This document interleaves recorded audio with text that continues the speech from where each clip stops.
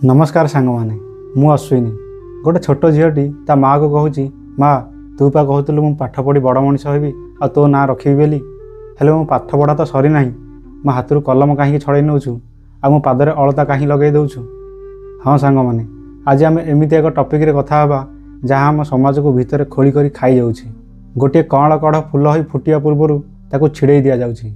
कौन आपड़ जानते आज भली आधुनिक जुगरे हजार हजार शिशुंर विवाह ना बलि दि जाऊँगी।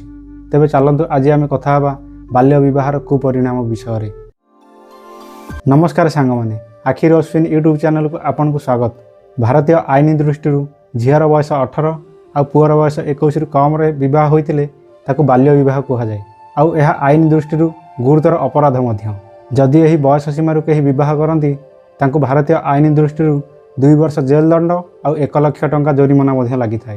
किंतु आउ एक गुरुत्वपूर्ण कथा यही बह पुओ आउ झील मैंने तो दंडित हुंती किंतु जो मैंने यही बाहागर सहयोग करथांती जेमितिक पंडित बाजावाला आउ घर लोक एमाने भी आईन दृष्टि समान अपराधी किंतु प्रश्न उठुची वर्तमान भली आधुनिक जुगरे यही बाल्य विवाहर कुप्रथा कहीं वंचित रही। यार सबुठारु बड़ आ दुखदायक कारण होउची दारिद्र्य बा गरीब। अनेक गरीब परिवार रे झील को गोटे मनीष भली भावती ना तांको गोटे बोझ बोली भावती। अभाव भितर बापा माँ मैंने भावती गोटे झील को शीघ्र बाहा करदेले घर गोटे खाଇବା मुह कमिजिव। आउ किछि लोकंक पाखरे पाठ पढ़ाई पैसा नथिबारु सेमाने बाहाघर को प्रथम समाधान बोली भावी नियंती। सांग माने आपण तो आपणकर दारिद्र्य मुक्त होगा पई गोटे झील को कम बयस बाहा कर देउछंती किंतु आपण कोन आपन को थरुटे प्रश्न पचारिछंती गोटे झील कम बयस बाहा होइतले से कौन कौन असुविधार सम्मुखीन होता है।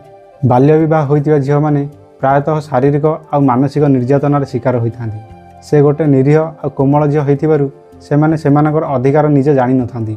समाजर लज्जा और परिवार सम्मान को रक्षा करिया पई सेमाने समस्त प्रकार निर्यातना को मुंडपाती सही नियंती।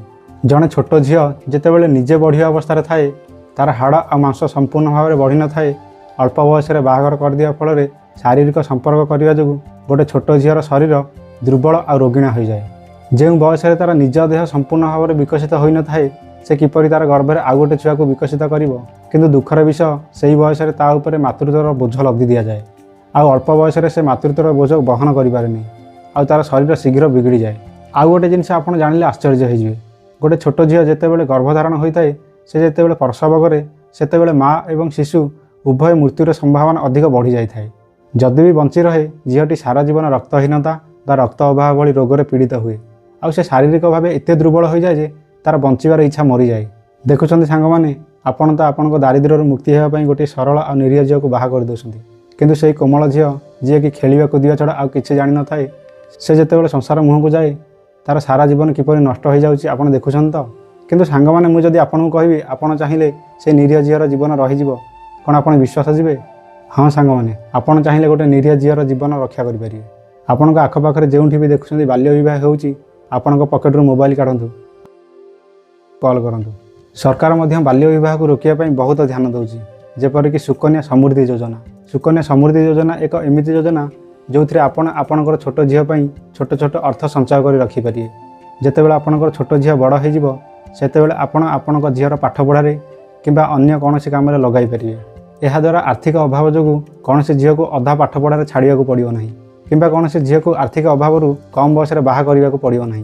तेणु जदि आपण घरे कि पाखरे कहार छोट झील अच्छी तेबे आज ही पाख पोस्ट ऑफिस किंबा बैंक को जाई सुकन्या समृद्धि योजना विषय जानतु।